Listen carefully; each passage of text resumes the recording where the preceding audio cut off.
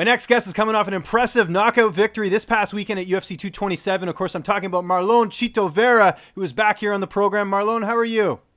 I'm good, my man. I'm glad to be talking to you again, and all good, brother. Yeah, I bet, man. What a performance that was. And before we talk about that, how quickly did that fight come together? Because it seemed like just, maybe a few weeks before they announced that you were on the card. Well, this guy, the guy from the Indy, if I'm not wrong, get hurt, and that was like 2 weeks out. Don't count in the fight week, which you don't count. And then you someone like, hey, somebody get hurt. You want to fight this guy that you used to fight at 45? I was like, well, I guess that's my only option right now. And I was hoping to fight by August. So I'm just glad everything came out together and I get the fight. And I was more happy because I was ready and I was healthy to fight. Yeah. I'm sure it helped with the fight being in LA, so it wasn't too far for you because you train in California. Well, I literally live 40 minutes away from the arena. Oh, So perfect. it was a blessing just to fight for the first time really close since I live in the US. Yeah. No, that's great. Could that fight have gone any better? You went out there and got a highlight reel finish again. That was, to me, one of your best performances. Well, to be honest, yeah, it was a great performance, and I just put everything to the line. It was weird for me to fight like being the first fight of the night because there's a long time I don't fight that early. So it was just get to the arena, wrap up, get drug test. 30 minutes later, I'm in the cage. So that's why the first round took me a little while to warm up, but I was like, it is what it is. You can know nothing about it. The only thing you can do is make adjustments in the cage. So the first one was a little wild for me, but my corner gave me the right advice, and the second round it came on fire. Yeah, you certainly did. Was there anything about him that surprised you in the fight? Well, the guy is strong. The guy put on some weight after weigh-ins. He used to fight at 45, so the guy's not impressed by my strength. He fought big guys before, and I was checking his record. Like I was trying to see if he fought 35 before, but everything says 45. So that means he fought big guys before.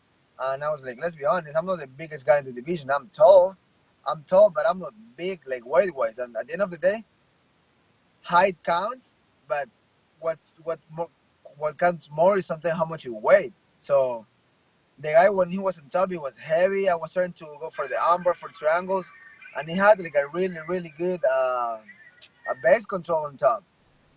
Yeah. No, it was a good fight, like you said. How did you celebrate after the win? The same as always, get some whiskey shots and get drunk. That's good. So you had a good time. Not too bad of a hangover on Sunday, though.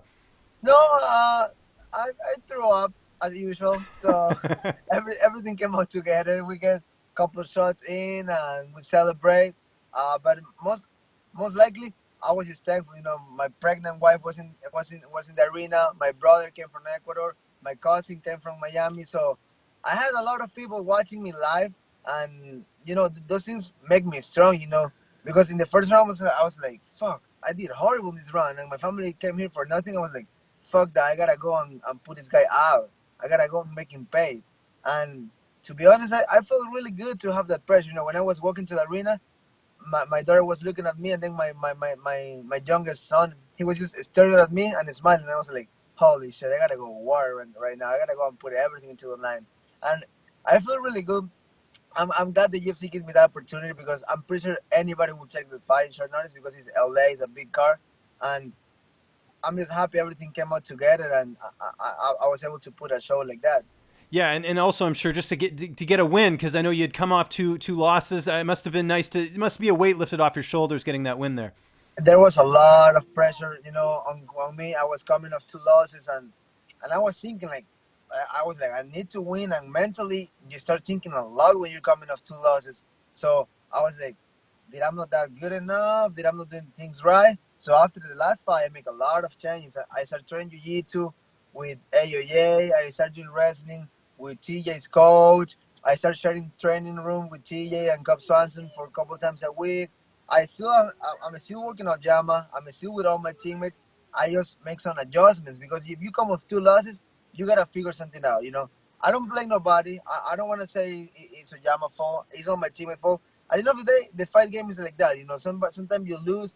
It's not like I get caught in submissions or I get knocked down and I was like, okay, I'm done. But there were little things that wasn't enough.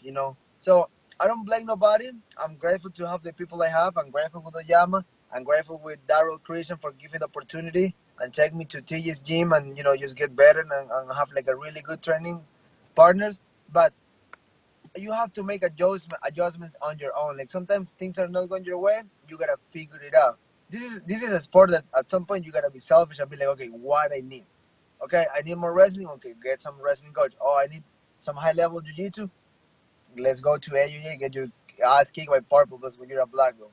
It's not the best thing in the world, but you have to get uncomfortable to feel comfortable later on. And to be honest, I make all these adjustments, and I tell everybody the only way to prove this is 5'9". I can do all the adjustments. I can train with John Jones, with the best in the world, but the only way you will find out how good you are or how good you get is in that cage for 15 minutes, and you got one chance. Because let's be honest, you lose a couple times in that cage, and you're out. But I'm glad I'm in the right moment in my life. I was in the right moment in my head at that time, and I just put everything together and I put that body shot on. I'm working hard. My boy Romeo Danza helped me a lot with my kickboxing. He was working extra hours with me. We put in the work, and I'm glad that came out good. You mentioned training with TJ Dillashaw. Of course, he defeated Cody Garbrandt in the main event, and I heard that you had an issue with Cody Garbrandt before your fight, or something happened in the workout room. He kicked you out. What happened there? What was the deal with that?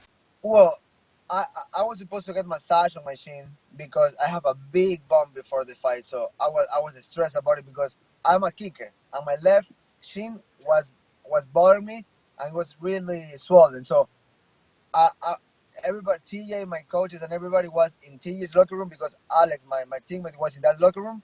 But my locker room was the opposite one. I was with Garbrandt and other guys. But my opponent coach was in that locker room. So I'm like, I don't want to go to my opponent's locker room. I don't want to respect. So I went to my locker room, so the one that says my name. But Cody was training. So what I did was I was respectful enough to give them my back so I don't see what they're doing, and I was getting massage on my foot. And then all of a sudden I just hear in the far away like, that guy cannot be here. And I was like, nah, that I don't pay attention to that. That's not to me. He trained with T, and I was like, oh yeah, probably that's me. So I turned around and I was like, what's the problem? And he was fucking trying to be rude with me. I was like, bro, I'm not trying to prove you're fighting for the title. I'm fighting the fight of my life. I'm coming off 2 losses. I'm focused on my shot right now. I got 14 pounds to cut later on tomorrow. I'm not focused on getting to a brawl because I'm a gangster, because that's not my thing. But then Danny Castillo is my good friend. He's a really nice guy. He came to me like, dude, you have to understand. He's an intense guy. I'm like, no, that's fine. That's fine. He's on fire. He won his belt back. But I don't give a fuck about that. I don't give a fuck about you. I'm focused on my fight. I was trying to get massage. I was kind of injured. So there's ways to talk to people. If easy to come like, hey, dude, you know what? You trained with my opponent. Can you please leave the room? Oh, you ask me like that? I fucking hug you and leave. But if you come like, oh, mean, trying to be rude, I'm like, shut the fuck up. Like, you have two hands. I have two hands. I'm a fucking fighter. You're a fucking fighter. You wanna throw that? I'm not scared. What's the worst that can happen? Somebody get beat up? I already get beat up before. He already beat up. So I was listening him talking about how great human being he is and how he changed his life. I'm like, shut the fuck up. You're a cameraman. If you're a really great human being, you have to be nice with everybody. Not just nice with the people you want to be nice because It's a respect thing, like yeah, you're a super nice guy. I mean, anytime we've done interviews, you're always very respect. Like of just course. ask, like don't come at someone rudely. Like I can totally understand your perspective. Hey, if he told me like, hey dude, can you please leave the room? I feel uncomfortable with you because you're going to take TJ. I'm like, bro, I'm more than welcome to leave the room. But don't come all like, get the fuck out of here because shut up. I'm done to fight any fucking body, so don't tell me those things like that. I'm not scared to get put into the face. And then at the end of the day, what happens if we get into a brawl? Somebody get hurt. We don't get paid if we get hurt. I got a daughter in the way. He have his kid. So it's like, hey, you're never too big to be nice to people. You're never too nothing. You always have to be kind with people because that's what will get you through more forward in life. It will take you to the top. It doesn't matter win or lose a fight. Everything is about be kind and be good in life because at the end of the day, if you don't make it in this career, there's a lot of stuff you can do. But if you're a fucking dick, don't expect something good from the fucking world. Yeah. I agree with that. When are you looking to return to the cage? I know this is a fresh win. Are you looking to take some time off, or you want to get back in there right away?